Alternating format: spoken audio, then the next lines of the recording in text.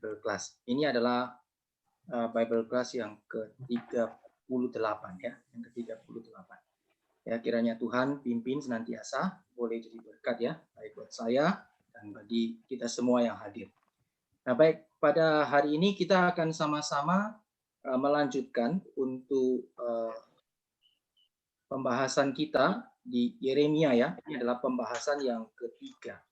Nah, hari ini kita akan sama-sama melihat tentang firman ya, firman yang disampaikan oleh Nabi Yeremia. Kalau minggu yang lalu kita sudah lihat bagaimana beban ya yang Tuhan berikan kepada Yeremia sebagai nabinya, dan hari ini kita akan melihat secara khusus yaitu firman yang disampaikan oleh Yeremia ya. Minggu lalu kita sudah melihat secara umum, hari ini kita akan melihat secara lebih khusus. Baik, saya akan share screen.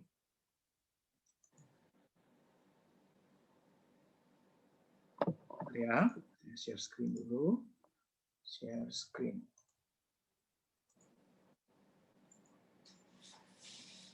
Oke, sudah keluar ya. Saya besarkan. Nah, baik ya. Ini hari ini adalah materi kita. Topik kita yaitu firman yang akan disampaikan. Nah, ini saya sedikit review karena hari ini kita akan melihat secara khusus nanti ini firman Tuhan itu disampaikan Yeremia itu dari ada zaman raja siapa gitu ya. Jadi kita review sebentar ya. Nah, Yeremia ini dia ada di ini ya, dicatatnya itu di dalam masa 3 raja yang merah ini ya, Yosia, Yoyakim dan Sedekia. Tapi sebenarnya ada 5 raja ya, tetapi yang Yoahaz dan Yoyakin ini kurang diperhitungkan karena masa pemerintahannya hanya kurang lebih 3 bulan ya, sehingga yang dicatat itu adalah Yosia, Yoyakim dan Sedekia ya. Nah, di dalam zaman inilah Yeremia itu melayani, dan Sedekia ini adalah raja yang terakhir di kerajaan Yehuda. Jadi setelah Sedekia ini kemudian kerajaan Yehuda itu sudah ditawan ke Babel. Jadi kita boleh melihat ini Yeremia ini adalah the last prophet in the southern kingdom gitu ya. Jadi nabi yang terakhir di kerajaan selatan yaitu kerajaan Yehuda. Itu adalah Nabi Yeremia ya. Yesaya juga di kerajaan Yehuda di selatan Israel, tapi dia bukan yang terakhir ya. Yang terakhir adalah Yeremia. Baik, ini sekilas mengenai masa pemerintahan raja-raja yang ada di dalam pelayanan Nabi Yeremia. Sekarang kita akan masuk di dalam pembahasan lanjutan kita hari ini. Saya akan mengambilnya antara hari ini di 21 sampai yang ke-30, tapi saya tidak ambil semua ya. Saya ambil beberapa, saya pilih seperti biasa. Nah, tapi bahan kita adalah di Yeremia 21 sampai ke 30 ya. Nah, baik, kita akan mulai dengan Yeremia pasal 21. Kita akan sama-sama lihat dalam bagian ini. Nah, di dalam Yeremia 21 ini kita bisa melihat demikian ya. Di dalam Yeremia pasal 21 itu ada ini ya, firman yang datang dari Tuhan kepada Yeremia ketika Raja Sedekia ya, Raja Sedekia. Jadi tadi kita sudah lihat ya, Raja Sedekia berarti di periode yang terakhir ya. Raja Sedekia ini berarti di masa yang terakhir ya, raja yang terakhir ya di kerajaan selatan. Nah, ini firman Tuhan datang kepada Yeremia itu mengutus ini ya, Pasyur bin Malkia dan Imam Sefanya kepadanya dengan pesan, tanyakanlah kiranya petunjuk Tuhan untuk kami, sebab Nebukadnezar Raja Babel memerangi kami. Barangkali Tuhan mau melakukan kepada kami tepat seperti perbuatan-perbuatannya yang ajaib, sehingga Nebukadnezar mundur meninggalkan kami. Nah, jadi di sini Raja Sedekia mengutus ya Pasyur bin Malkia dan Imam Sefanya pergi meminta petunjuk kepada Yeremia. Nah, Bapak Ibu sekalian, Raja Sedekia ini termasuk kalau kita lihat di dalam raja-raja biasa dibagi menjadi 2, raja yang benar di mata Tuhan dan raja yang jahat di mata Tuhan. Nah, Raja Sedekia ini termasuk raja yang jahat di mata Tuhan, artinya dia tidak berlaku benar hidupnya di hadapan Tuhan. Nah, tapi kita lihat di sini ya, dia mengutus ya dua orang ini ya yang untuk menanya petunjuk kepada Yeremia. Nah, kita lihat di sini ya. Satu sisi dia adalah raja yang jahat gitu ya, tapi dia ingin meminta petunjuk kepada Yeremia. Ya, dengan kata lain, sebenarnya dia itu mengakui, dia tahu bahwa Yeremia ini adalah nabi yang asli, nabi yang sejati. Ini the true prophet ya, nabi yang sejati, bukan nabi yang palsu. Ya, dia pergi tanya, minta petunjuk. Nah, kita lihat bersama-sama ya. Dia mempunyai harapan. Harapannya apa? Waktu Sedekia utus Pasyur bin Malkia dan Imam Sefanya, dia punya harapan Tuhan memukul Babel dengan perbuatan ajaib karena uh, Nebukadnezar itu sudah memerangi si Sedekia ini. Ya, sudah tidak ada jalan, ya. Kemudian dia tanya petunjuk dan dia mempunyai harapan. Harapan apa? Supaya Tuhan memukul Babel dengan perbuatan ajaib.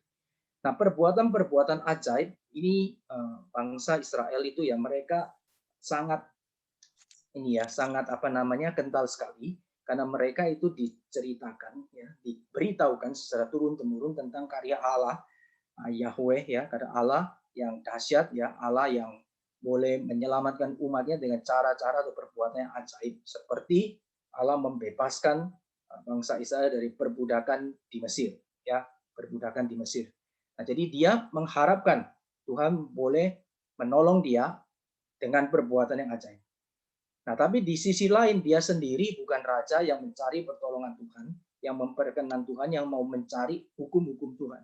Tapi kalau sudah terdesak mau dia mau minta Tuhan tolong menyatakan perbuatan yang ajaib.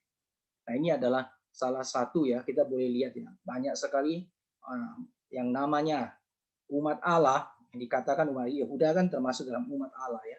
Ini rajanya itu mempunyai satu sikap hati yang demikian. Nah, ini kalau dicatat di dalam kitab suci berarti di dalam kehidupan kita sebagai anak-anak Tuhan kita mesti harus waspada. Kita mesti harus mengevaluasi diri kita dengan sungguh-sungguh. Apakah kita adalah orang Kristen yang hanya mau perbuatan ajaib atau kita orang Kristen yang mau Tuhan? Nah, ini berbeda sekali. Perbedaannya itu sangat jauh meskipun sama-sama Kristen. Di zaman kita sekarang banyak sekali orang Kristen yang mau ikut Yesus, ikut Tuhan karena perbuatan ajaib. Ya. Tapi berapa banyak yang sungguh-sungguh mau ikut Tuhan karena apa? Karena mau cinta Tuhan. Nah, ini menjadi satu pembukaan ya yang membuat kita boleh merenung bersama-sama. Ini harapan Raja Sedekia. Ya. Dia pergi cari Yeremia karena dia tahu Yeremia ini nabi yang asli. Kita sudah lihat ya, yang minggu lalu itu juga ada raja nabi Pasyur, imam Pasyur tapi bukan bin Malkia, bin Imer ya. Itu juga yang kemudian pukul menganiaya si Yeremia itu ya.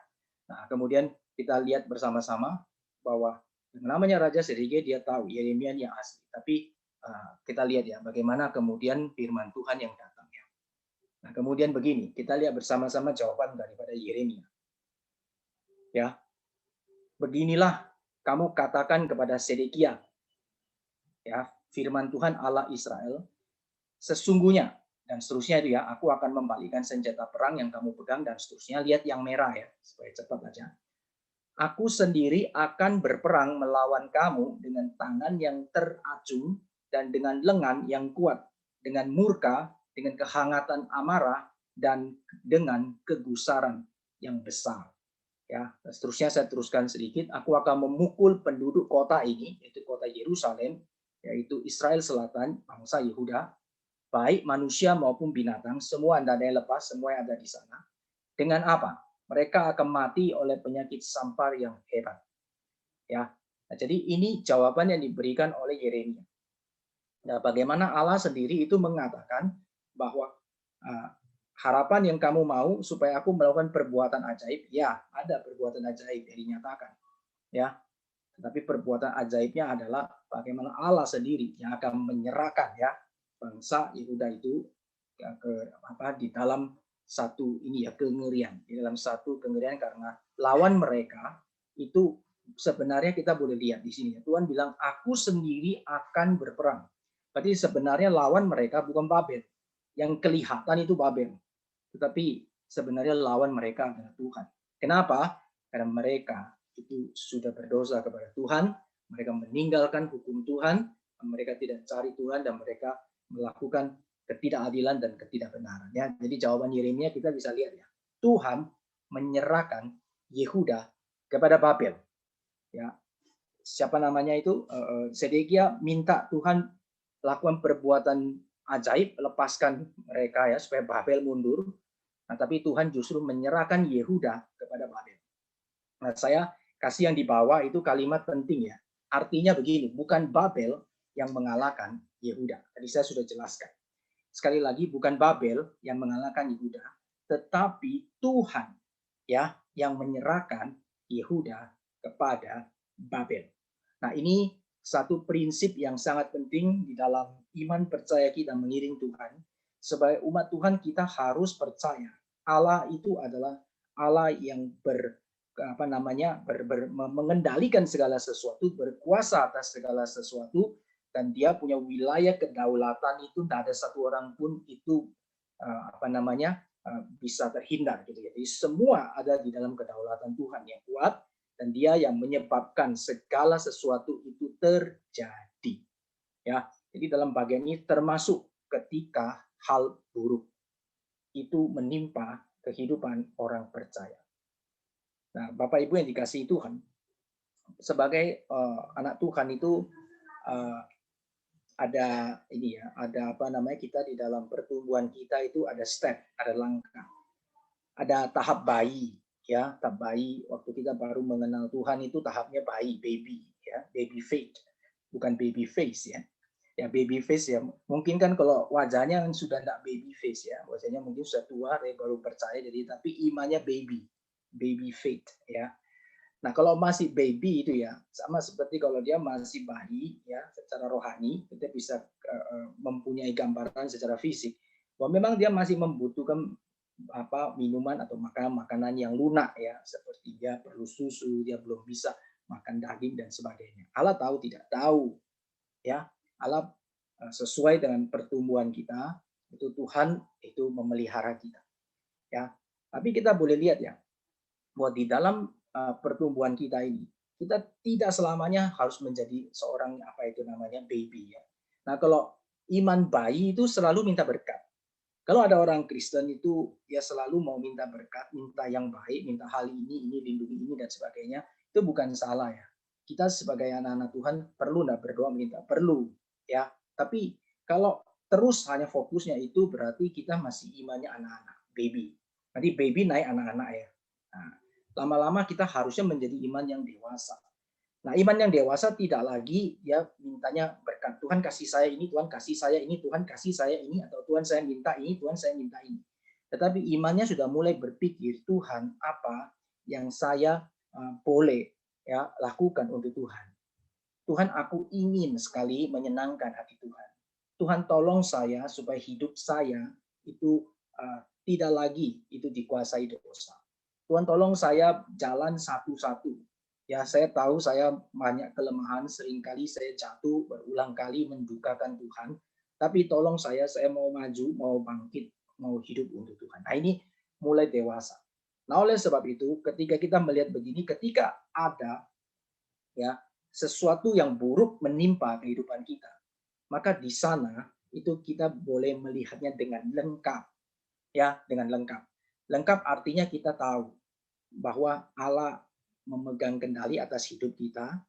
Ya, mungkin kita tidak siap, mungkin kita susah, ada duka, mungkin kita merasa juga ada ini ya pergumulan yang berat. Tapi waktu kita tahu Allah berpegang atau memegang segala sesuatu, maka kita tahu kita aman. Itu yang penting. Ya, waktu kita tahu kita aman, maka di sana itu kita bisa ada yang namanya itu damai sejahtera. Damai sejahtera karena kita tahu ombak ada, goncangan banyak, tapi kita tahu Allah menyertai kita.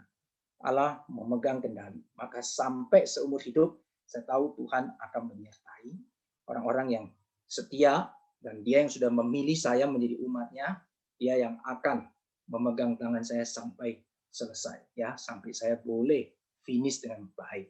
Ya, ini jadi dari jawaban Yeremia kita boleh lihat yang mengalahkan Yehuda bukan Babel. Nah, sehingga di bagian sini nanti kita lihat ya, Babel ini nanti di dalam histori kita lihat dia menjadi sombong. Dia rasa dia itu yang mengalahkan. Nanti pada waktunya Tuhan akan juga menghukum Babel. Ya, karena sebenarnya Babel itu hanya alat saja. Ya, tapi kita lihat semua sudah ada di dalam rencana Allah. Sehingga waktu kita membaca kitab Yeremia ini kita bisa lihat ini seperti begini Bapak Ibu sekalian. Kita ini hidup di zaman yang setelah peristiwa itu terjadi. Nah, Yeremia dan bangsa Yehuda mereka ada di peristiwa yang sebelum itu terjadi, dan ada sebagian yang mereka sudah mengalami. Nah, sehingga pada saat mereka itu melihat mereka itu belum terjadi, Yeremia memberitakan sesuatu, itu menjadi nubuat yang akan digenapi. Nah, tapi bagi kita sudah lihat itu sudah terjadi, dan waktu kita membaca firman Tuhan, nanti kita lihat semua yang tertulis di sana itu akan menggenapi. Memang itu benar-benar terjadi. Sehingga kita lihat, apa yang sudah terjadi itu bukan sesuatu yang kemudian, ini kayak anu aja ya, chance by chance. Hanya pas Babel datang. Pas ini datang. Pas diserang ini. Tidak ada. Kita akan melihat semua itu ada yang namanya master plan. Ada rencana besar ilahi yang Tuhan sudah susun dengan baik. Nah, sehingga kita boleh lihat ya, di sana semua Tuhan sudah atur. Nah, waktu kita bisa melihat semua Tuhan sudah atur, itu kita harus melihat firman Tuhan itu, pesan itu sampai ke dalam diri kita. Sehingga kita lihat gini hidup saya pun sama. Saya umat Tuhan. Saya boleh percaya Tuhan hari ini menjadi umat Tuhan, Tuhan sudah atur.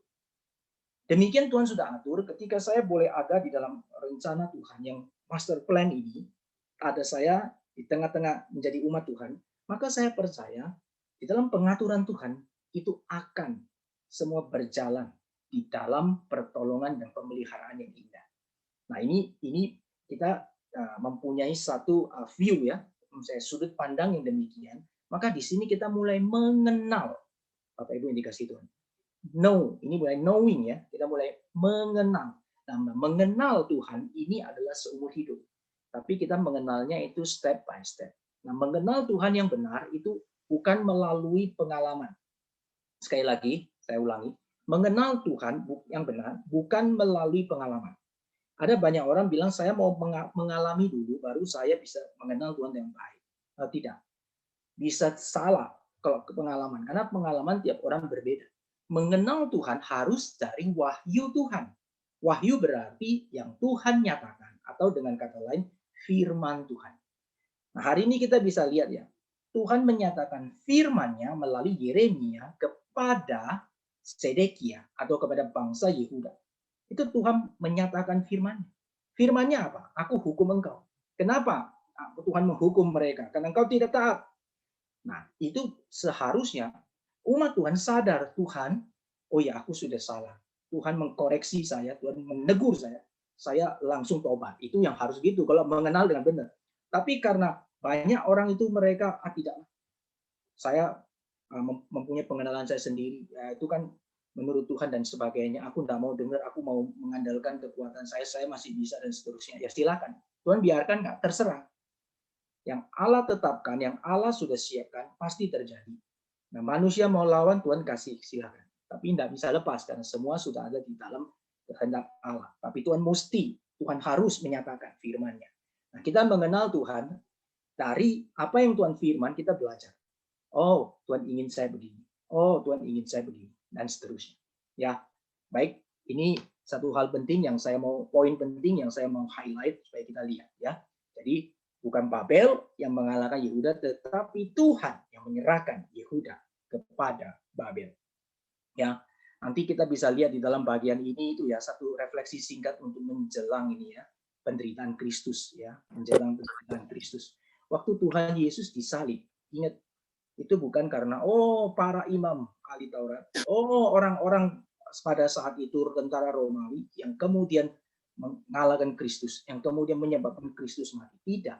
Tuhan Yesus mengatakan apa? Aku menyerahkan nyawaku, ya, dan aku yang akan, ya, kemudian mengambil kembali, ya.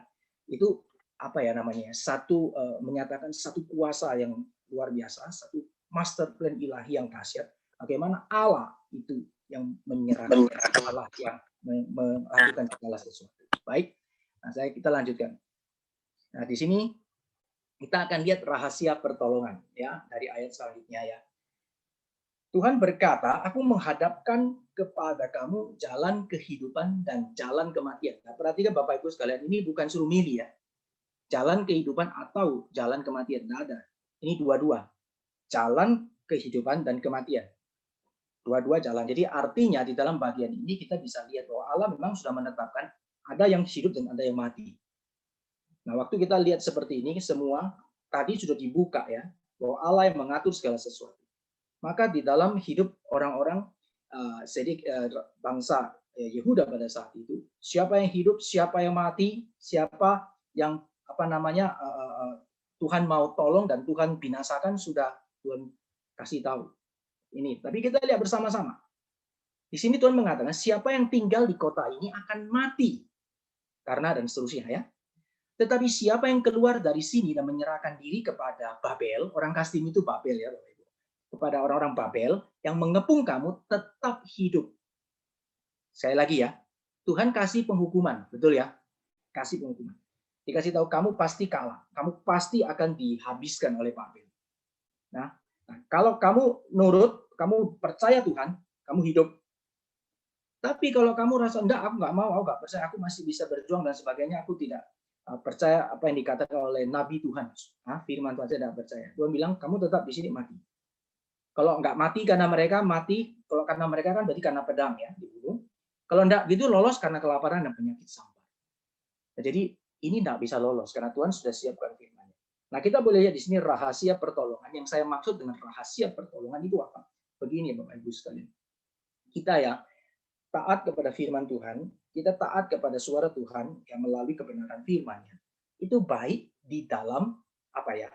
Di dalam ini masa-masa di mana kita melakukan kehendak Allah, melakukan firman Tuhan di dalam ketaatan, ya, dalam ketaatan maupun di dalam penghukuman. Sekali lagi, ya, rahasia pertolongan itu, ya, dari Tuhan. Itu kita apa? Kita taat, apa kita mengikut Tuhan itu di dalam apa? Di dalam ketaatan kita maupun di dalam penghukuman. Artinya begini, kalau Tuhan sudah bilang tak hukum, kita sudah taat saja. Kita taat saja. Nah, ini contoh yang paling baik, ya, yang paling baik yang saya boleh ini, ya, bandingkan itu dua. Satu itu adalah Yusuf. Yusuf itu taat sama Tuhan. Yusuf itu taat sama Tuhan. Lalu dia dalam ketaatannya itu dia susah, tapi dia tetap taat. Ya, dia tetap taat. Nah, di bagian ini itu tidak ada dosa. Ya, dia tetap taat. Dan kemudian kita juga bisa lihat Ayub.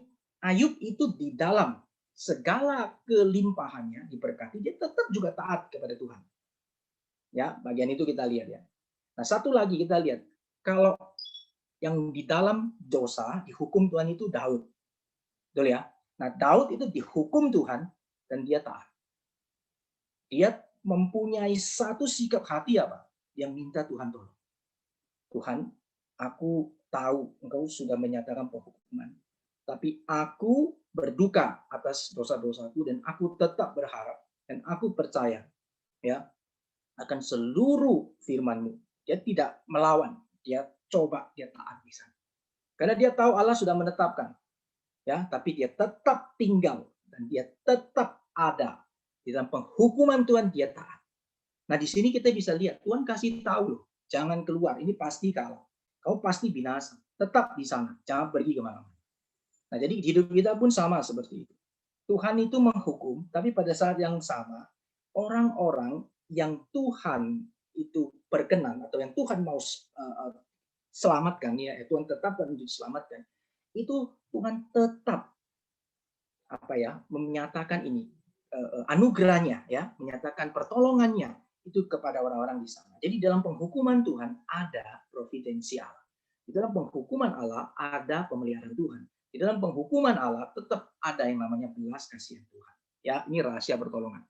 Nah, hidup kita juga demikian, Bapak Ibu sekalian. Di dalam kita punya kehidupan, kita harus belajar demikian. Ya, waktu kita dihukum Tuhan, taat. Tuhan mau hukum seperti apa? Biarlah kita berdoa, Tuhan, lebih baik aku jatuh di tangan Tuhan daripada aku jatuh di tangan manusia. Itu artinya apa? Saya taat, Tuhan bilang saya salah. Nggak ada pembelaan, nggak ada, karena dia Tuhan. Ya, kalau Tuhan bilang saya benar, saya nggak sombong. Saya taat, saya rendah hati. Kenapa? Karena dia yang benar. Saya dibenarkan. Nah, ini menjadi rahasia pertolongan kita mengiring Tuhan. Jadi seumur hidup kita akan ada dan boleh bertumbuh makin dewasa. Kita akan menemukan satu keindahan di dalam mengenal Tuhan. Ya, ini rahasia pertolongan. Kemudian yang kedua, kita akan bicara definisi gap secara general, ya. Ya, secara gap secara general. Nah, saya mau tanya nih, saya stop share dulu. Menurut Bapak Ibu sekalian, gap itu apa? Ini kaitan dengan ini, ya. Tadi apa namanya itu harapan daripada Sedekia dan jawaban daripada Yeremia. Coba kita diskusi sebentar. Gap di sini secara general mempunyai makna apa? Silakan, siapa yang mau bersama-sama kita diskusi sebentar. Gap dalam hal ini apa? Ada yang mau coba? Silakan. Siapa saja, silakan. Ada? Siapa Gap saja? itu apa itu ya? Richard, ya? Beda apa? Ada pemisah antara keinginan kita sama rencana kita sama rencana Tuhan, gitu ya? Rencana kita sama rencana Tuhan. Oke, Ada kalau gap, di dalam, ada. oke, ya, baik. Terima kasih, Pak Richard, ya. Oke, ada lagi? Bagus, ya. Adanya apa namanya, perbedaan gitu ya antara rencana kita dan rencana Tuhan. Oke, ada lagi? Kalau di dalam kaitan Sedekia ini gimana harapan dia dan apa yang dia dapat? Siapa yang mau coba? Ada? Ada kekosongan mungkin, Pak? Kekosongan gimana? Coba, Pak Joni.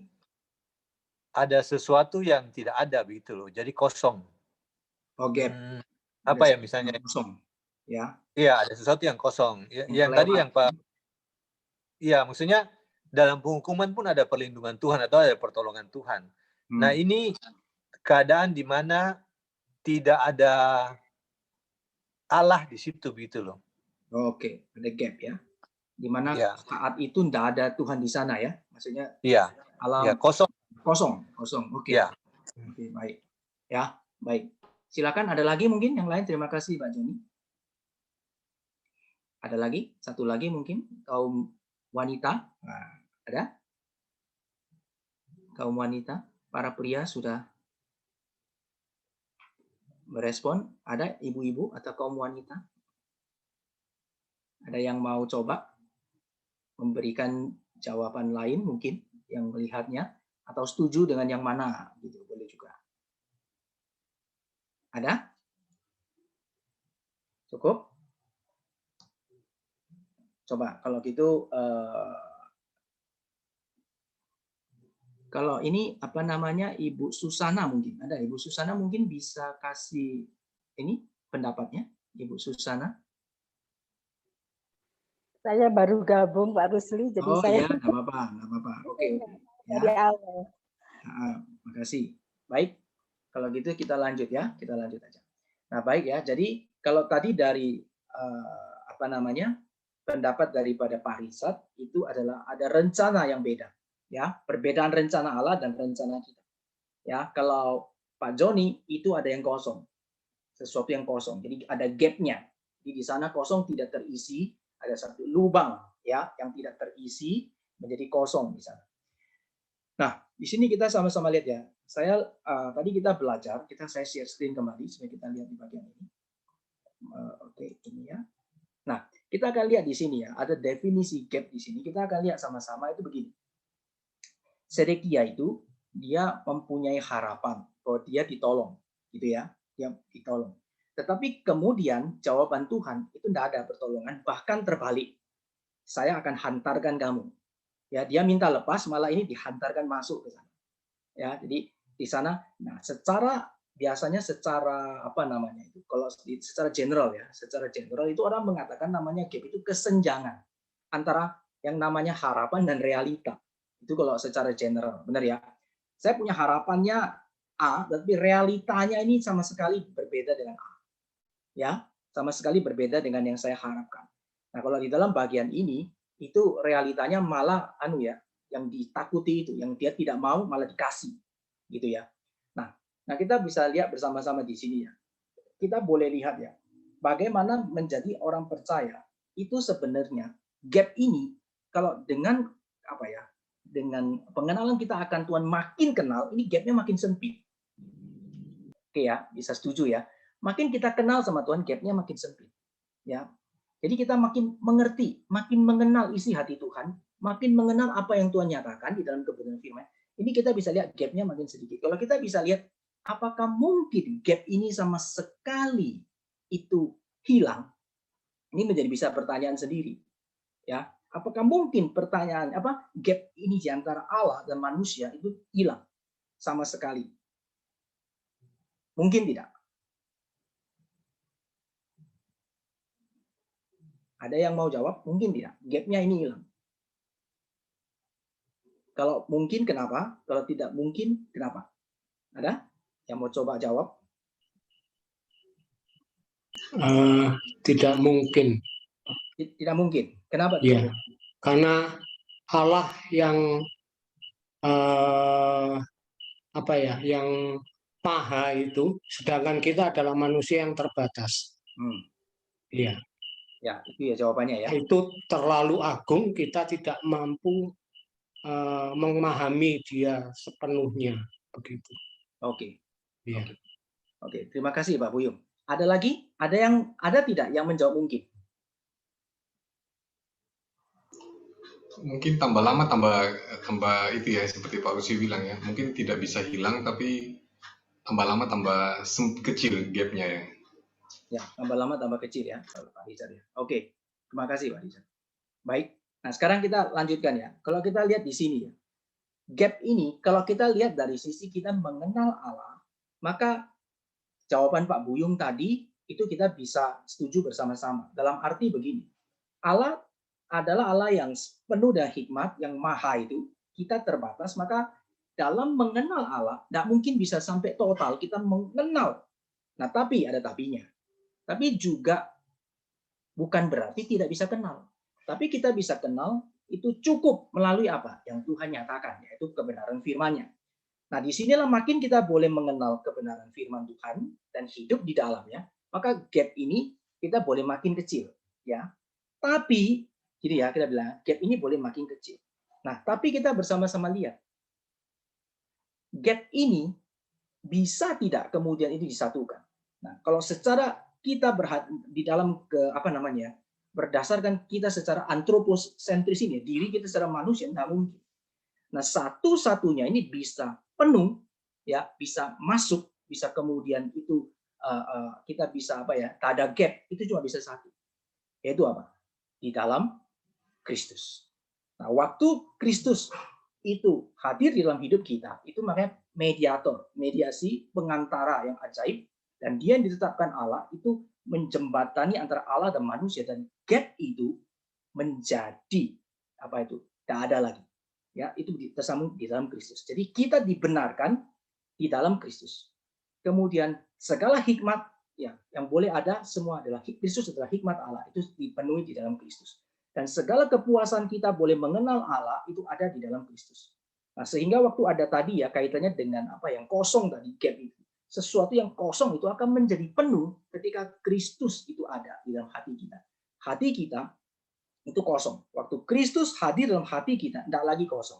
Nah, di sanalah kita bisa mengenal Allah dengan ada di dalam kepenuhannya. Tapi bukan karena kita, tapi di dalam Kristus. Nah, ini satu kebenaran yang sangat indah, yang menunjukkan bahwa manusia tidak mungkin, tapi tidak ada yang tidak mungkin bagi Allah. Bagi Allah segala sesuatu mungkin. Ya, karena Kristus adalah hikmat Allah. Nah, maka kita lihat di sini betapa iman Kristen menjadi satu iman yang satu-satunya itu ya, menjadi iman yang kokoh dan menjadi satu-satunya kebenaran yang membawa manusia itu kepada Allah yang sejati. Oleh sebab itu Kristus berkata, akulah jalan, akulah kebenaran, dan akulah hidup. Itu gapnya hilang di dalam Kristus. Ya, karena Kristus itu adalah gambar Allah, dia yang sempurna. Kristus itu adalah kebenaran, dia juga adalah jalan. Nah, oleh sebab itu, bagaimana aplikasi kita? Kalau kita melihat, itu secara teologisnya, doktrinnya, pengenalan secara firman Tuhan, secara apa ini? Mungkin pengertiannya, pemahamannya, secara aplikasinya bagaimana? Salah satunya kita lihat ya, Tuhan Yesus pernah berkata begini. Ada satu ayat yang mengatakan begini, jikalau kamu di dalam aku dan aku di dalam kamu, ingat ya, lanjutannya apa? Silakan, siapa yang ingat? Jikalau aku di dalam kamu dan kamu di dalam aku, lanjutannya apa? Kamu akan berbuah. Apa? Kamu akan berbuah. Oke, ada lagi yang lain? Mintalah apa saja, maka akan diberi kepadamu. Nah, siapa itu tadi? Meli ya? Mintalah apa? Mintalah maka akan diberikan. Iya, mintalah apa? Apa saja ya? Mintalah apa saja ya? Seneng nggak mintalah apa saja? Wah, seneng. Sekarang stop sharing dulu. Saya mau lihat ya. Mintalah apa saja. Betul ya? Jikalau kamu di dalam aku dan aku di dalam kamu, terus Tuhan Yesus bilang apa? Mintalah apa saja. Titik atau koma? Halo? Ada yang mau jawab? Titik atau koma? Boleh nyontek langsung buka Alkitabnya. Nah, ini kan Bible class ya. Boleh buka Alkitabnya. Lanjutannya titik atau koma? Silakan buka, yang cari cepet-cepet ya. Ada yang mau jawab? Masih ada lanjutannya enggak? Mintalah apa saja, terus tak tolak gitu ya? Atau kamu nggak dapat gitu ya? Atau bagaimana? Maka akan kuberikan kepadamu. Maka akan kuberikan kepadamu. Full stop, baru titik. Nah, orang-orang itu waktu ketemu ayat ini, senangnya setengah mati. Betul nggak? Kenapa senang? Waduh, boleh minta apa saja. Saya lagi butuh ini sekarang. Butuh apa? Nah, saya lagi butuh pekerjaan dengan penghasilan besar. Di zaman-zaman ini ekonomi lagi susah. Saya doa, saya minta supaya mungkin dalam bulan depan sudah dapat. Nah, ternyata belum dapat. Terus bagaimana? Tuhan tidak baik gitu. Wah, terus minta apa? Katanya minta apa saja. Minta apa lagi?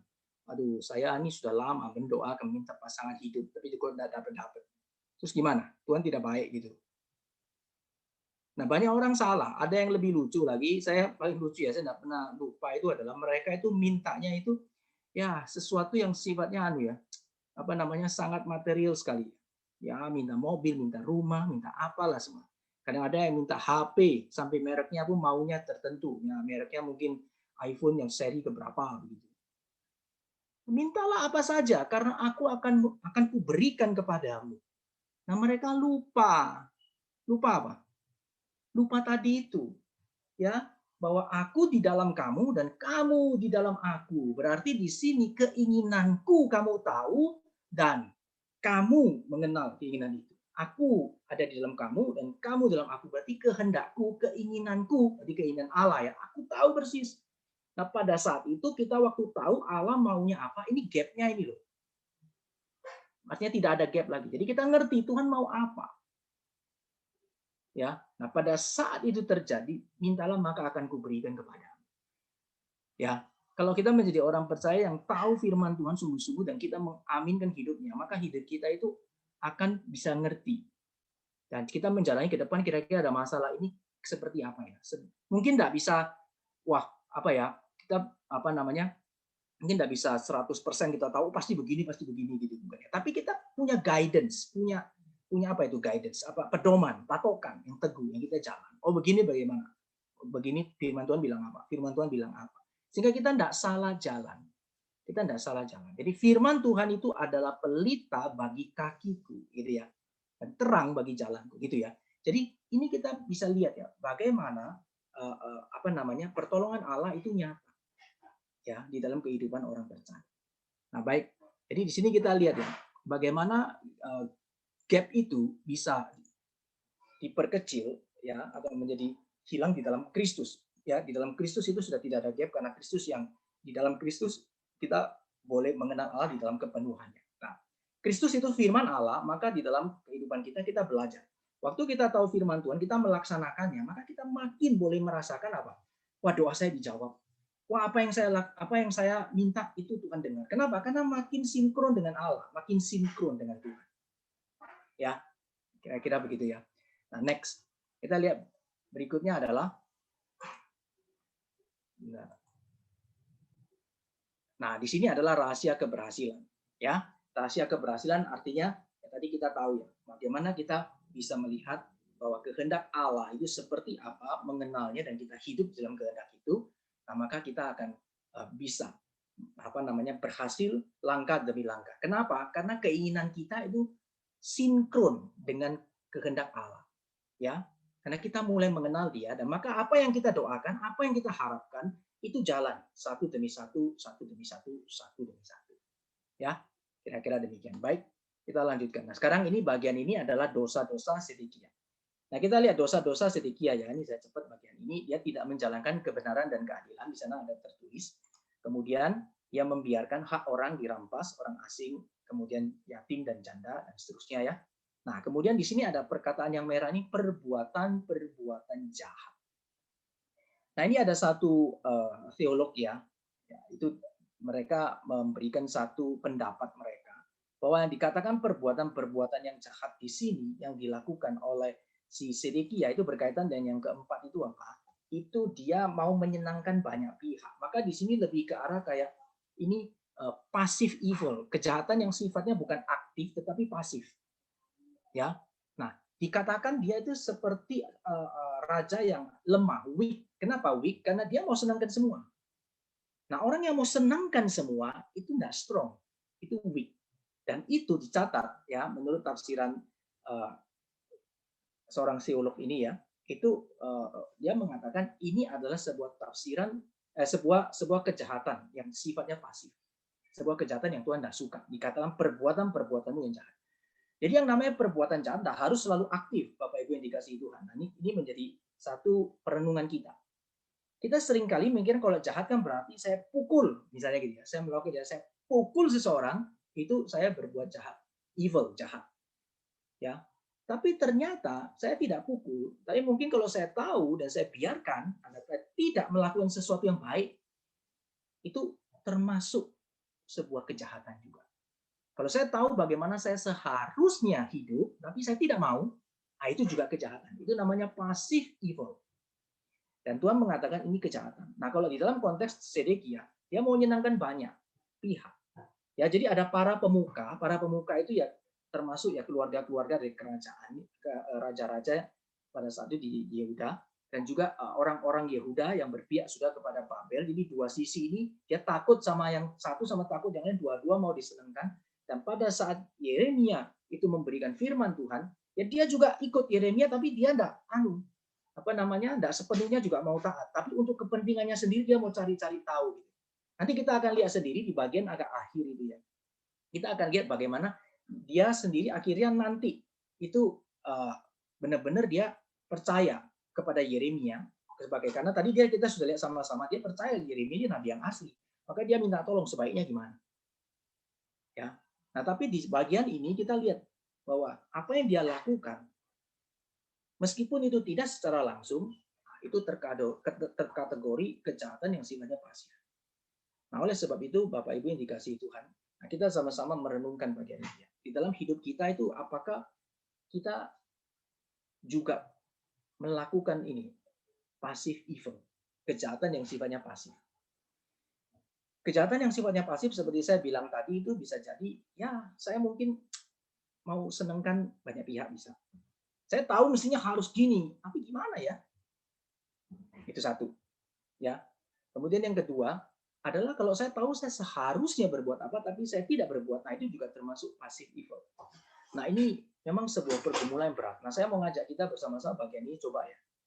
Teman-teman ada nggak yang mengalami ini ya, pergumulan seperti ini?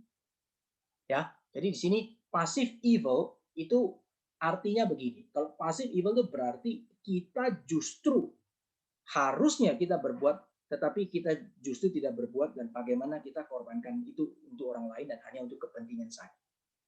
Ya, nah ini menjadi satu hal yang harusnya kita belajar untuk boleh ini ya terus disempurnakan. Saya percaya memang kita belum sempurna, tapi bukan berarti tidak bisa, karena firman Tuhan akan menguduskan, Roh Kudus ada diberikan kepada kita supaya kita makin hari boleh makin serupa dengan Tuhan. Baik, saya lanjutkan. Nah, sekarang kita masuk ke Yeremia 23. Nah, Yeremia 23 ini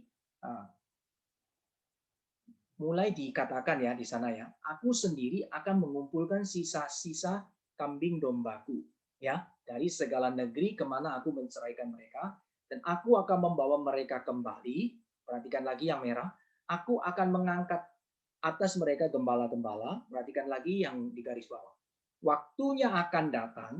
Dan yang merah, aku akan menumbuhkan tunas adil bagi Daud, ia akan memerintah sebagai raja yang bijaksana dan melakukan keadilan kebenaran di negeri. Nah, jadi di bagian Yeremia 23 ini bicara soal pengharapan dari Tuhan. Jadi Tuhan menghukum Yehuda, tetapi Tuhan itu memberikan pengharapan kepada umatnya. Ya, di sini kita lihat ya. Ini bicara ada beberapa hal yang mungkin saya langsung aja ya. Kita sudah pernah bicara soal ini remnant di Yesaya. Remnant ini kaum sisa. Kaum sisa yang seperti apa? Kaum sisa ini menyatakan satu umat pilihan Allah. Umat yang Tuhan itu sudah tentukan dari sejak semula. Meskipun dia masuk di dalam penghukuman, tetapi Allah tidak membiarkan mereka itu binasa. Tapi Allah, bagaimana belas kasihan Allah menjangkau mereka, dan mereka itu boleh kemudian itu menjadi orang-orang yang mengalami kasih karunia Tuhan. The remnant. Dan jumlahnya tidak banyak. Nah, untuk kita bicara soal the remnant ya, bagian itu mungkin bisa lihat di Yesaya ketik remnant. Ya, di topik yang the remnant ya. Itu kita akan lihat sana. Jumlahnya tidak banyak. Di remnant ini bilang adalah jumlahnya itu sedikit ya, dan bahkan dikatakan sangat sedikit. Tapi di sini kita lihat pengharapan dari Tuhan, Tuhan sendiri yang akan mengumpulkan sisa-sisa. Nah, ini the remnant. Kaum sisa the remnant ya. Adalah umat pilihan Tuhan. Yang kedua ada reconciliation atau rekonsiliasi. Ini berarti ada satu pemulihan ya. Bagaimana Allah tidak lagi marah kepada umatnya, tetapi Allah justru membawa mereka pulang kembali ke padang, Jadi Tuhan kembali menyatakan ya, ini satu rekonsiliasi kepada umat Tuhan.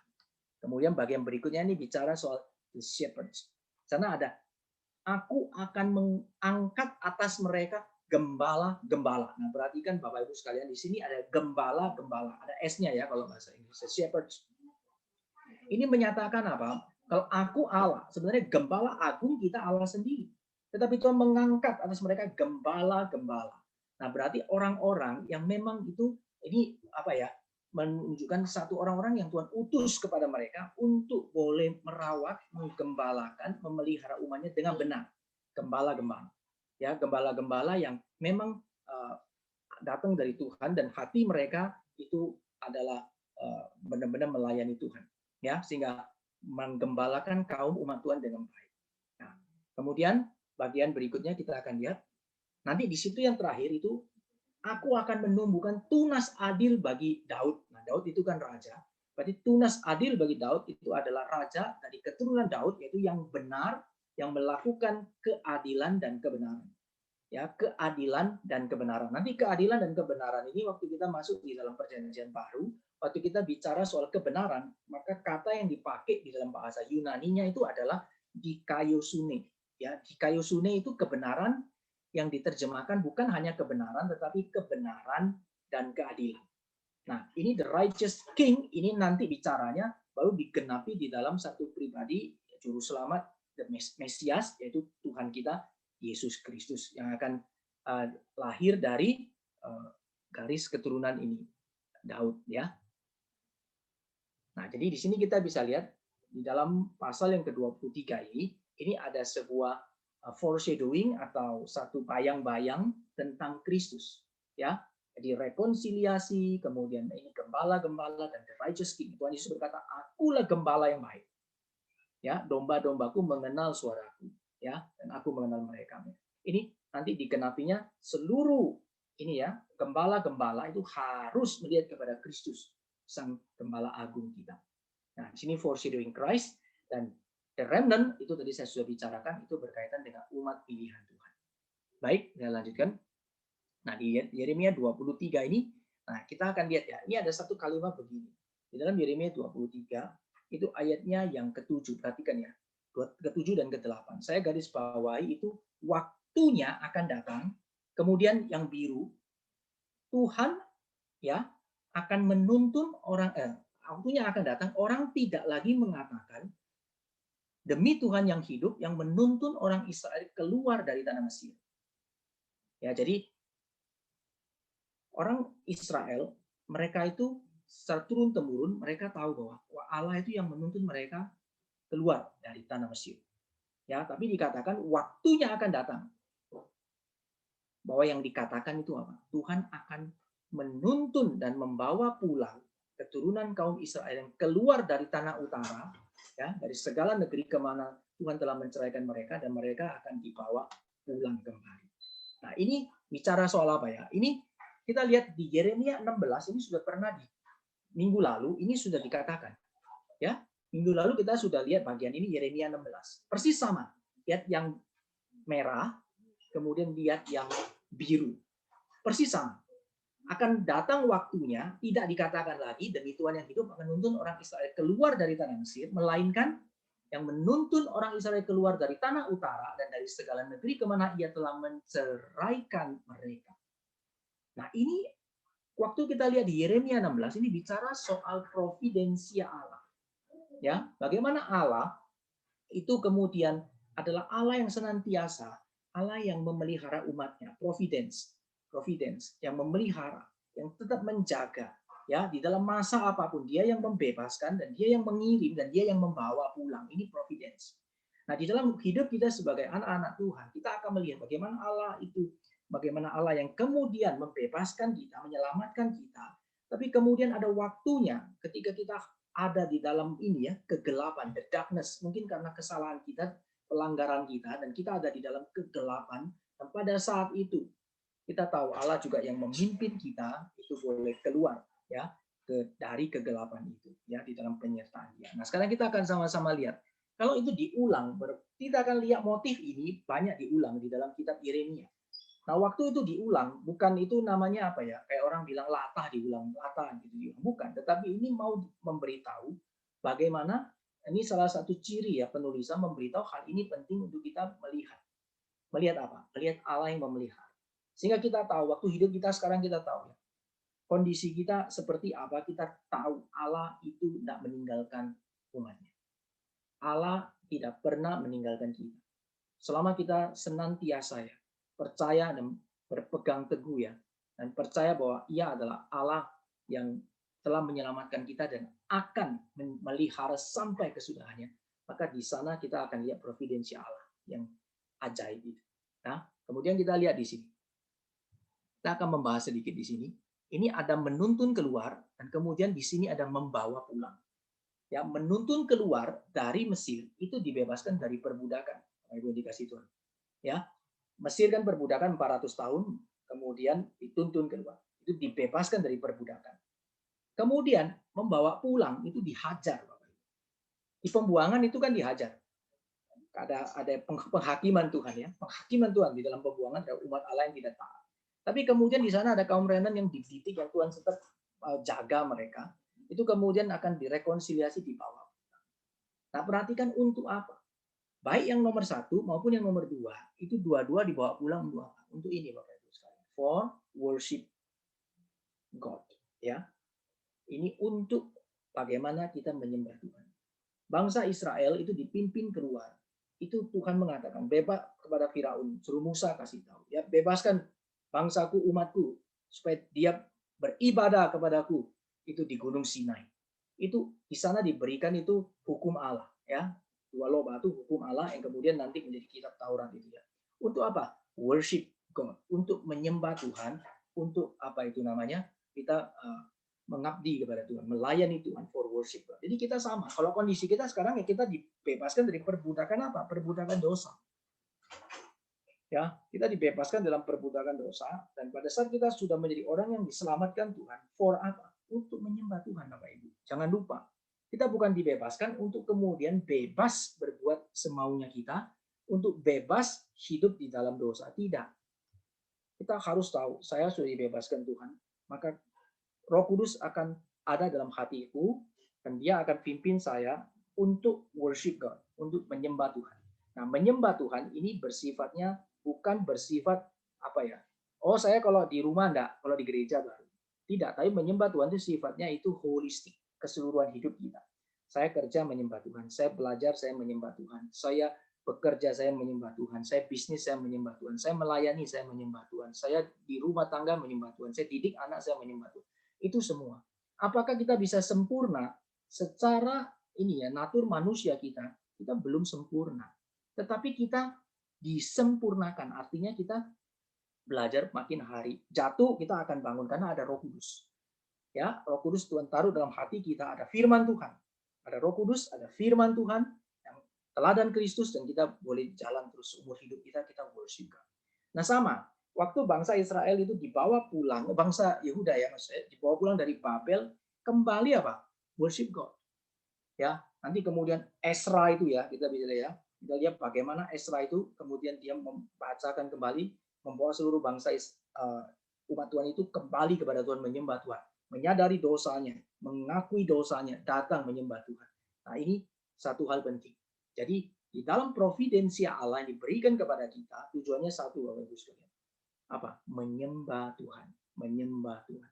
Di dalam seluruh hidup kita, baik masa yang senang, masa pergumulan, masa penderitaan, dibebaskan dari penderitaan, dipulihkan, semuanya itu untuk menyembah Tuhan. Kita mungkin tidak akan mengalami dua kali, Bapak Ibu sekalian. Oleh sebab itu saya sangat dikuatkan ya. Selalu ketika kita boleh ada kesempatan ya dalam masa apapun. Waktu kita masa jaya, jangan lupa menyembah Tuhan. Mungkin satu saat kita tidak jaya. Karena banyak orang waktu jaya tidak menyembah Tuhan, hilang dia. Tapi ada masa itu mari menyembah Tuhan. Itu kesempatan. Nah, waktu kita susah gimana? Itu juga kesempatan indah. Untuk apa? Mengalami Tuhan, menyembah Tuhan. Dalam kondisi kita sulit, mengalami penganiayaan, mengalami ketidakadilan, mengalami fitnah, mengalami cobaan, menyembah Tuhan. Artinya apa? Setia ikut Tuhan, percaya. Waktu kita mendapatkan masalah, bertubi-tubi hadir, kok rasanya tidak selesai, ada saja, padahal saya tidak pernah cari masalah. Kesempatan apa? Menyembah Tuhan. Ya, iblis akan bawa kita menghilang. Melalui masalah, melalui harta, melalui apapun saja, iblis mau bawa kita dan menyembah Tuhan. Dia mau bawa kita apa? Mengutuki Tuhan dan meninggalkan iman kita. Firman Tuhan mengingatkan kita ya, waktunya akan datang. Selalu ingat, ya, waktunya akan datang. Ya, waktu kita jaya, kita juga mesti lihat, waktunya akan datang. Ini waktunya Tuhan. Kalau saya boleh jaya, kesempatannya saya menyembah Tuhan. Waktunya akan datang. Kalau saya di dalam kondisi yang kesulitan, saya juga tahu ini kesempatan untuk menyembah Tuhan. Di sisi lain saya juga tahu, mungkin waktu saya jaya, saya ingat mungkin ada saatnya Tuhan izinkan penderitaan hadir. Tapi waktu saya mengalami penderitaan, saya juga ingat waktunya akan datang. Tuhan akan memulihkan saya. Nah, jadi di sini menjadi satu keindahan ya, menjadi di dalam kita mengiring Tuhan. Oke, saya lanjut ya. Nah, ini beberapa hal saya paparkan saja. Ini menyatakan, ini firman Tuhan terhadap nabi-nabi palsu yang dinyatakan ya. Nabi-nabi palsu itu hadir di dalam pelayanan Nabi Yeremia. Kita lihat di sini ya. Ini yang merah ini, nabi maupun imam berlaku fasik di rumah Tuhan. Aku mendapati kejahatan mereka. Ini kata Tuhan. Ya. Juga diperhatikan sini ada nabi Samaria. Berarti ini ya, Samaria itu ibu kota yang utara. Israel yang sudah dibuang ke Asyur itu ya. Mereka pada satu nabi Samaria itu melihat ada yang kurang pantas dari mereka, nabi tapi hidupnya tidak benar ya, kurang pantas. Mereka bernubuat demi Baal. Ini berzina secara rohani, menyesatkan umatku Israel.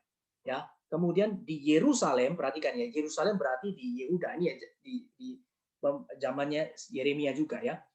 Dari sejak Yesaya juga. Ini aku melihat ada yang mengerikan, yaitu mereka berzina dan berlaku tidak jujur dan seterusnya. Jadi perbuatan mereka itu mereka bagaimana nabi-nabi itu mereka dikatakan nabi palsu, ya, karena bukan nabi yang melayani Tuhan, tetapi justru mereka membawa umat Tuhan itu sesat. Jadi memang bahaya sekali Bapak Ibu sekalian. Kita menjadi domba-domba ya. Tuhan bilang domba itu salah satu ya. Ini kita kadang lihat salah satu sifat domba itu yang memang kita harus akui, itu sifat domba itu kan memang agak ini ya, agak ngikut. Jadi kemana pemimpinnya apa ya ikut. Dan ini bahaya sekali. Oleh sebab itu kita perlu belajar kebenaran firman Tuhan. Supaya apa? Supaya kita tahu kita punya gembala agung kita, yaitu Kristus gembala kita. Dia memberikan firman-Nya, kita tahu suaranya, kita tahu kebenarannya. Maka ketika ada muncul gembala-gembala sewaan atau gembala-gembala palsu, kita tahu, oh ini enggak gini. Saya enggak mau ikut, saya mau ikut Tuhan. Tapi waktu kita tahu, oh ini nabi Tuhan, kita taat. Ya, dia seorang hamba Tuhan ya. Kita bilang, hamba Tuhan itu mesti belajar itu apa? Dia harus tahu dia hanya hamba. Dia menyerukan kebenaran firman Tuhan. Ya, jadi selama dia menyerukan kebenaran firman Tuhan, maka umat Tuhan itu di dalam apa yang Tuhan nyatakan mesti harus taat. Ya, tapi bukan kepada hamba Tuhan itu sendiri. Karena dia taat kepada Tuhan, maka umat Tuhan itu boleh dipimpin oleh kebenaran firman Tuhan. Ya, enggak boleh sombong. Tapi sebaliknya, kalau dia hamba Tuhan itu kemudian tidak sesuai dengan apa yang Tuhan firmankan, ya kita sebagai umat Tuhan yang belajar baik-baik kita boleh ngerti sehingga kita tidak sembarang ikut, gitu ya. Kalau enggak ya akan ikut tersesat, ya dibawa kemana-mana nggak ngerti, ya jadinya akhirnya bisa seperti Sodom dan Gomora. Nah ini bahaya nabi palsu. Nah di zaman kita ini banyak juga ya nabi-nabi begini, hamba-hamba Tuhan, ya yang mereka itu hanya untuk kepentingan mereka dan membawa umat Tuhan itu kemudian tersesat. Ya, Tuhan akan membawa malapetaka. Ingat Tuhan adalah Allah yang adil dan benar. Maka dia pasti akan mendatangkan penghukuman. Ya, khususnya kepada para pemimpin-pemimpin yang menyesatkan umat Tuhan. Tuhan akan memberi mereka makan ibu dan minum racun. Wah ini keras sekali. Makanya Tuhan dalam perjanjian baru bilang jangan banyak orang mau jadi guru ya. Kenapa? Karena hukumannya berat. Kalau menyesatkan, makan ibu dan minum racun, Tuhan kasih itu. Hukumannya lebih berat. Ya, jadi di sini kita bersama-sama belajar. Kita yang mengajar, kita harus bertanggung jawab. Kita belajar baik-baik. Kita sungguh-sungguh ingat kepada apa yang Tuhan sampaikan. Kita tidak nambah, kita tidak kurangi. Kita bawa setiap umat Tuhan untuk datang kepada Tuhan. Ya, ini adalah satu peringatan yang Tuhan berikan melalui Nabi Yeremia. Nah, Tuhan kasih tahu juga ya, jangan dengarkan perkataan nabi yang bernubuat kepada kamu yang memberi harapan sia-sia, hanya mengungkapkan penglihatan rekaan hatinya sendiri, bukan datang dari mulut Tuhan atau firman Tuhan ya. Mereka selalu berkata kepada orang-orang yang menista firman Tuhan, kamu akan selamat. Dan kepada setiap orang yang mengikuti kedegilan hati mereka, malapetaka tidak akan menimpa kamu. Ini namanya Injil yang enak didengar. Sekali lagi, ini bahasa saya ya. Injil yang enak didengar. Nah, Bapak Ibu yang dikasihi Tuhan, kita mau dengar Injil yang apa? Injil yang menegur kita. Injil yang memberikan suara yang keras, firman Tuhan yang menyuruh kita untuk bertobat, hidup benar, tidak berbuat dosa, atau mendengar Injil yang enak. Jadi anak Tuhan enak. Jadi anak Tuhan boleh ini, boleh itu. Meskipun kamu berbuat dosa, Tuhan ampuni. Jadi buat dosa bolak-balik, tidak apa-apa, Tuhan ampuni, anugerah besar. Begitu. Nah ini satu kali ada seorang hamba Tuhan itu cukup keras ya, Bapak Ibu sekalian. Cukup kerasnya begini, saya agak kaget waktu itu. Dia bilang Allah bukan tukang sapu. Waduh, maksudnya apa ini? Allah bukan tukang sapu. Terus dia teruskan. Kita seringkali menjadi anak Tuhan itu, kita seringkali, ya Tuhan baik. Ya kita kalau baik, kita buat dosa, terus kita tobat. Kita buat dosa, tobat, buat dosa, tobat. Nah kalau orang yang terus ini ya, tobat, jatuh terus tobat, itu katanya orang Kristen yang macam gini itu namanya orang Kristen tomat. Tahu singkatannya tomat? Orang Kristen tomat itu orang Kristen apa? Tobat terus kumat. Tobat terus kumat. Itu tomat. Nah, kita jangan jadi orang Kristen tomat, ya. Nah, kita bukan berarti meremehkan, oh saya kuat, bukan maksud saya begitu. Tapi maksudnya begini. Orang yang tobat kumat itu adalah orang yang meremehkan. Waktu dia jatuh, dia rasa gampang, nggak apa-apa, saya doa aja, saya minta ampun, itu selesai. Tidak. Waktu kita jatuh itu kita menyesal. Waktu kita jatuh itu kita sungguh-sungguh rasa Tuhan, aku ini sudah menjadi umatmu yang sangat-sangat mendukakan hati Tuhan. Kita sedih, air mata kita mengalir. Kita menyesali dosa-dosa kita sungguh. Kita maju lagi bangkit dan sungguh-sungguh. Dan kita terus naik. Jadi grafiknya itu pasti harus naik, Bapak Ibu sekalian. Itu namanya progressive sanctification.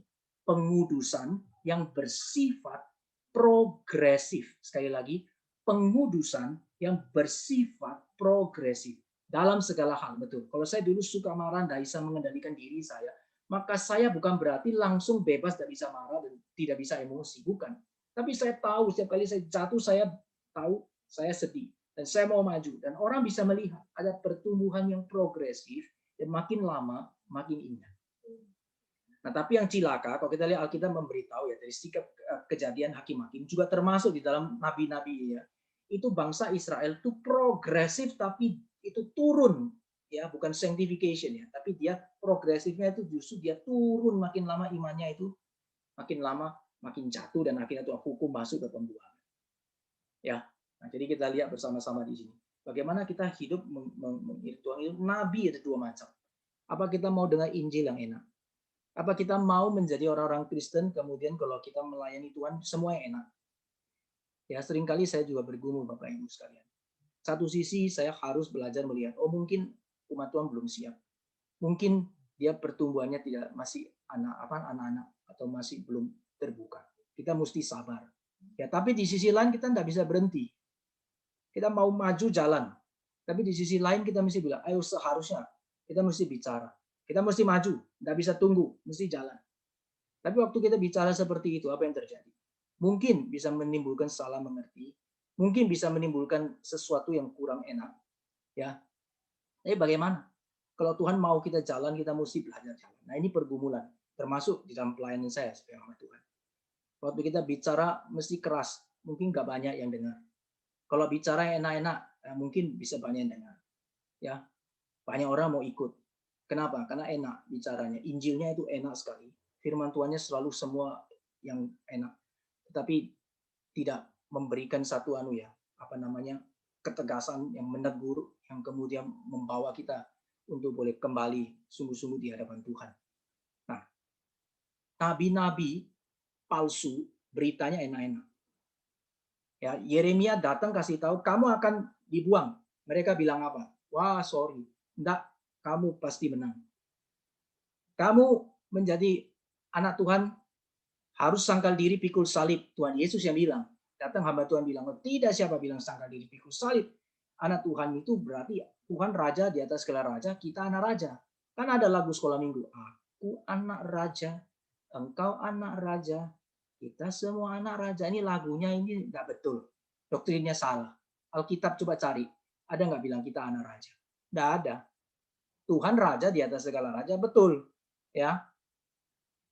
Tapi bilang kita anak raja, bukan, kita anak-anak Allah. Itu pun kita ngerti anak-anak Allah yang diadopsi. Kalau diadopsi ya, itu mesti tahu diri, betul enggak? Kalau diadopsi harus dikasih tahu, kamu ini anak yang diadopsi. Terus anaknya bilang, wah, kalau gitu saya minta segala sesuatu. Salahnya kenapa kamu adopsi saya? Berarti saya ini berharga dan sebagainya. Nah, kadang-kadang kita punya konsep ini sebagai anak Tuhan itu mudah ya. Kalau kita tidak belajar baik-baik, disimpangkan gitu, akhirnya kita pikir, wah, kita ini anak Tuhan, anak raja, kita semuanya bisa enak. Itu tidak demikian ya. Kita menyangkal diri, pikul salib, ikut Tuhan. Berita ini belum pernah berubah, Bapak Ibu sekalian. Selama dunia masih ada, selama kita masih hidup di dalam dunia ini, seorang Kristen itu ya panggilannya sama, sangkal diri, pikul salib, mengikut Tuhan. Ayo ikut saya sama-sama. Semua ya bicara sebagai anak Tuhan, kita harus tiga ini. Tuhan Yesus yang bilang, sebagai orang Kristen yang sejati, kita mesti apa? 1, 2, 3. Sangkal diri, pikul salib, dan ikut Tuhan. Nggak ada yang lain, Bapak Ibu yang dikasihi Tuhan. Ya, ada air mata, ada, tapi jangan lupa ada damai sejahtera. Ya, ada berkat nggak? Ada. Nggak selamanya juga Tuhan suruh kita jalan. Orang Kristen juga nggak cari susah, Bapak Ibu sekalian. Bukan ada susah langsung datang, wah terjang, sudah cari susah. Enggak juga. Ada beberapa aliran di dalam kepercayaan, katanya mengejar kebahagiaan dengan cari susah. Enggak, meninggalkan segala sesuatu, menyiksa diri, itu enggak. Kristen bukan ngajar itu. Kristen kasih tahu kita ini orang yang dikuduskan, dunia masih dosa. Sehingga sewaktu kita hidup di tengah dunia ini, kita ada kesulitan.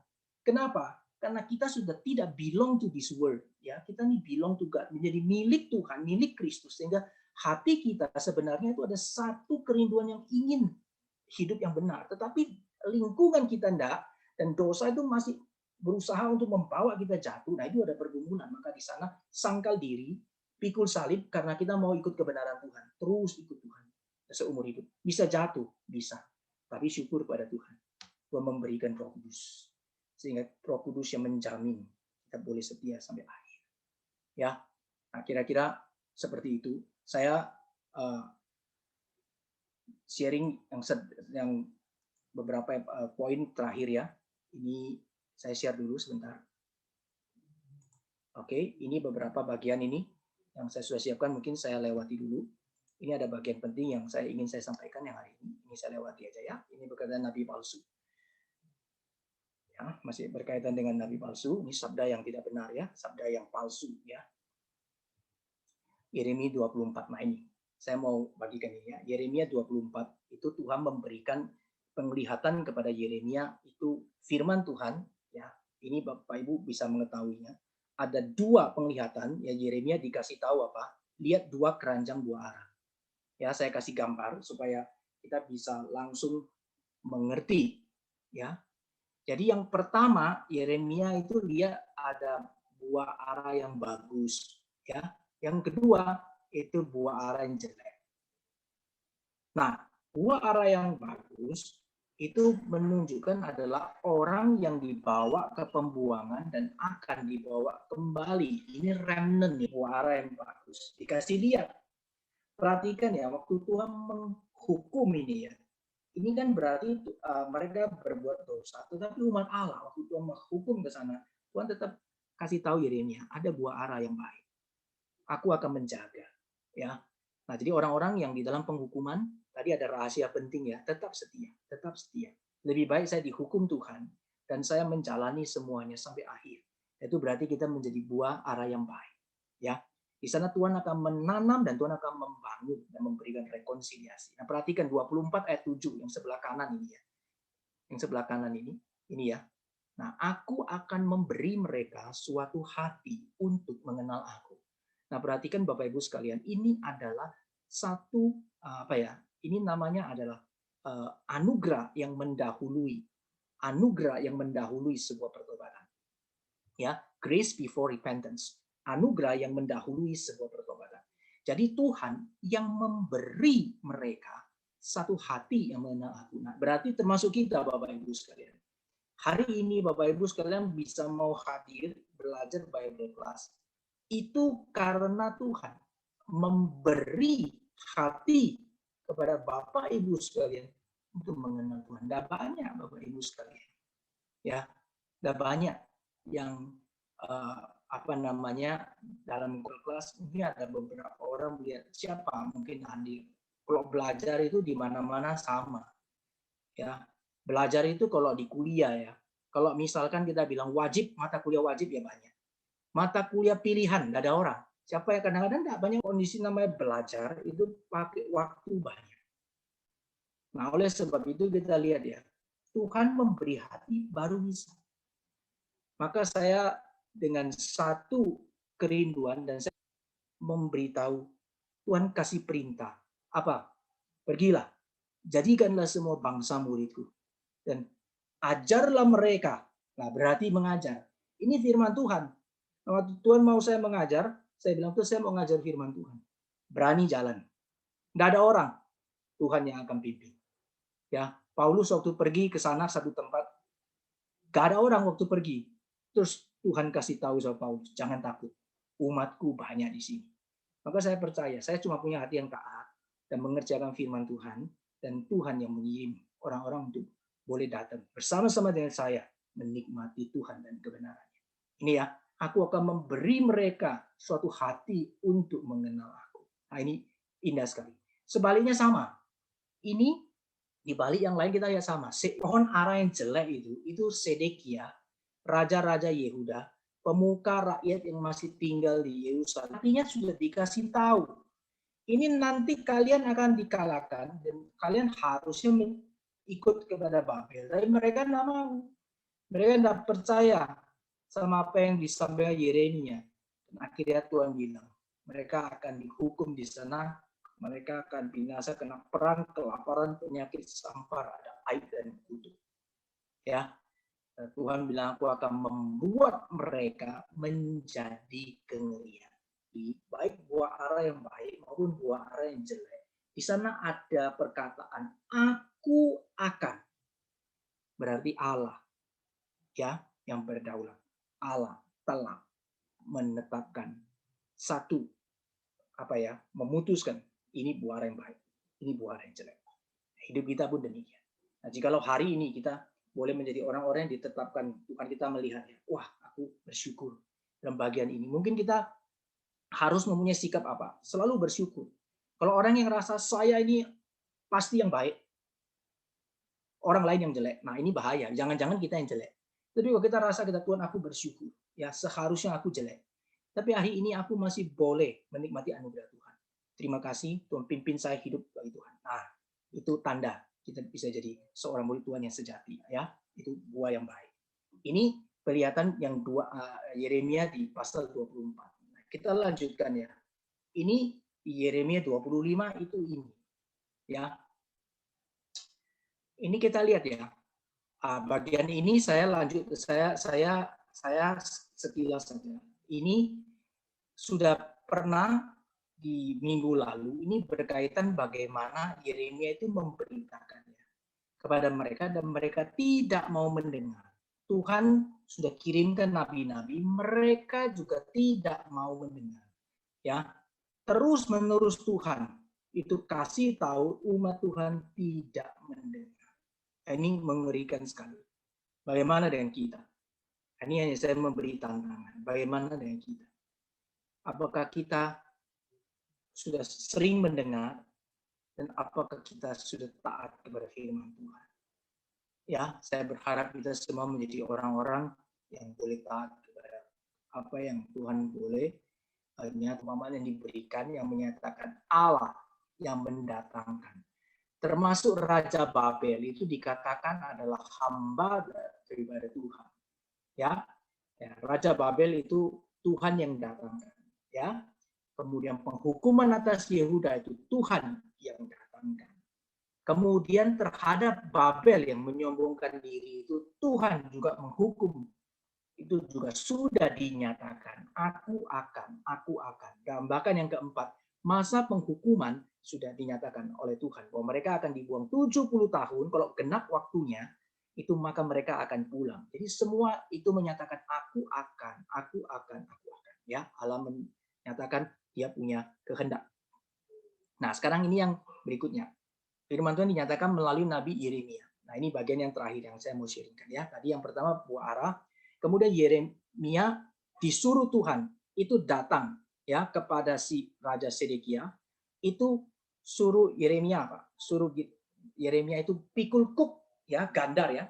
Lalu dipasang di tengkuknya ini ya. Nah, kemudian maksudnya apa?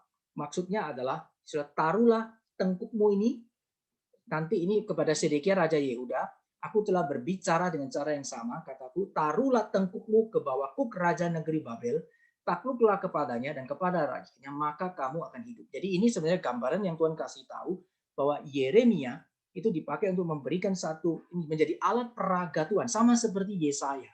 Nah, hamba-hamba Tuhan ya, yang berkenan kepada Tuhan itu mesti taat persis. Tuhan bilang apa dia lakukan apa. Kadang-kadang itu juga kelihatannya itu waduh kok rasanya kok seperti ini ya.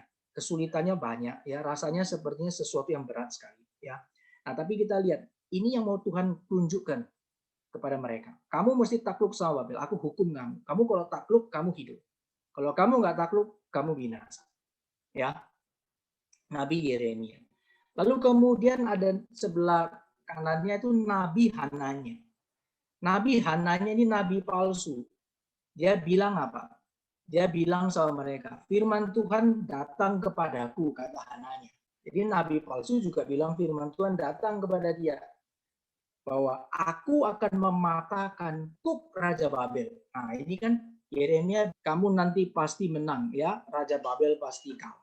Dalam 2 tahun kamu nanti pasti akan diberikan Tuhan kemenangan. Pilih yang mana? Nah rakyat ini, umat Tuhan ini dikasih 2 hal seperti ini. Nah bahkan kemudian Nabi Hananya itu mematahkan ya kuk yang dibawa oleh ini Nabi Yeremia, yang menunjukkan bahwa orang-orang Yehuda itu mereka lebih dengar ya Nabi Hananya. Padahal mereka tahu ini yang asli, tapi mereka lebih mau dengar yang enak. Wah ini Nabi memberitahukan sesuatu yang selalu bawa ini ya, kita menderita, membawa teguran Tuhan, membawa hukuman Tuhan. Nah, ini lebih enak didengar Hananya. Ya, nah, kemudian kita lihat bersama-sama. Ini kemudian dibuat kepada banyak negeri dan kerajaan besar tentang perang dan malapetaka dan penyakit sampar dan seterusnya. Tetapi mengenai seorang nabi yang bernubuat tentang damai sejahtera, jika nubuat nabi itu digenapi, maka barulah ketahuan bahwa nabi itu benar-benar diutus oleh Tuhan. Jadi Yeremia menjawab ya di depan semua orang, dia mengatakan menang. Yeremia bilang nabi yang sejati itu apa yang diomongkan itu pasti akan digenapi karena itu firman Tuhan. Ya. Nah, kemudian Hananya sebagai nabi yang palsu itu ya langsung mematahkan itu ya kuk yang dipikul oleh Nabi Yeremia, dia patahkan dan berkata ya kepada bahwa Tuhan dalam 2 tahun akan mematahkan kuk Nebukadnezar. Pergi bilang sama Hananya, engkau telah mematahkan gandar kayu, aku akan membuat gandar besi gantinya. Perhatikan ya, jadi artinya itu kamu silakan patahkan itu, tetapi apa yang Tuhan nyatakan itu tetap akan jalan, ya, karena kamu bukan nabiku, ya. Kemudian yang biru ya, berkatalah Nabi Yeremia kepada Hananya, nabi yang asli kasih tahu sama nabi yang palsu. Dan inilah firman Tuhan, sesungguhnya aku menyuruh engkau pergi dari muka bumi. Tahun ini juga engkau akan mati, sebab engkau telah mengajak murtad terhadap Tuhan. Maka, perhatikan ya, matilah Nabi Hananya dalam tahun itu juga, pada bulan yang ke-7. Umat Tuhan tahu nggak mana yang asli, mana yang palsu? Tahu. Tapi heran ya, nggak tobat. Nah, kita mesti belajar. Bagaimana kita belajar untuk taat kepada Tuhan. Ya, pada akhirnya saya mau tutup dengan gambar ini. Ya, yang bisa mematahkan kuk itu sebenarnya sebuah gambaran Bapak Ibu sekalian. Kuk itu diberikan, ya, sebagai satu gambaran. Yang kemudian kita lihat itu Rasul Paulus dalam Galatia 5 ayat 1. Ya, yang bisa mematahkan kuk itu Tuhan sudah tentukan itu hanya Kristus. Ya, supaya Kristus telah memerdekakan kita. Karena itu berdirilah teguh dan jangan mau lagi dikenakan kuk perhambaan. Jadi Nabi Yeremia dipanggil Tuhan untuk menjadi alat peraga, kasih tahu mereka kamu itu akan menjadi hamba, ya. Karena karena kamu telah menjadi orang-orang yang tidak taat kepada Tuhan, maka aku menyerahkan kamu kepada perhambaan, tetapi membawa kehendaknya sendiri dia patahkan kuk itu. Nggak bisa, karena ini dari Allah. Dan Tuhan di dalam ini gambarannya ya, nanti di dalam kita boleh di dalam perjanjian baru, kemudian Paulus melihat hal ini ya, kaitannya dengan kuk perhambaan. Yang bisa mematahkan itu hanya Kristus. Dan ia mematahkan kuk itu dengan apa? Dengan mempersembahkan dirinya. Ya, mengambil kuk itu dan dia mempersembahkan diri di atas kayu salib. Dan kemudian dia bangkit mengalahkan maut. Nah, ini satu gambaran kebenaran kita yang Tuhan bayar dengan harga yang lebih dari emas dan perak, yaitu dengan hidupnya sendiri dan nyawanya dengan cara yang mahal, menguduskan hidup kita supaya apa? supaya kita jangan mau lagi hidup di dalam dosa. Tapi kita sekarang hidup bagi Tuhan. Oke, nah, saya akan berhenti di sini. Baik, ada pertanyaan?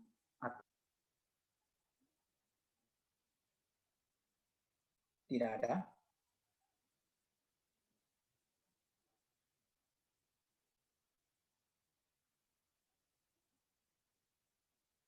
Baik.